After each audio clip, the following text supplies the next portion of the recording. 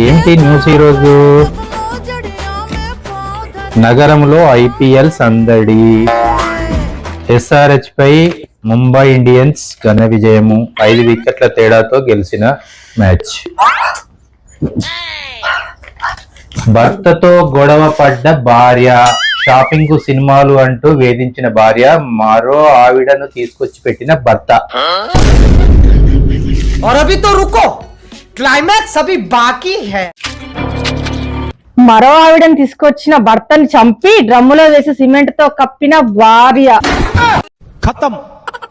చదవండి వార్తలు. ఏం వార్తలు సంతు? అన్ని పిచ్చి పిచ్చి వార్తలునే అయిపోయినాయా?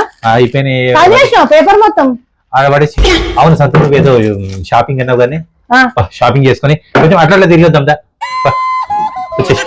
తిక్క కుదిరింది వెదవకి.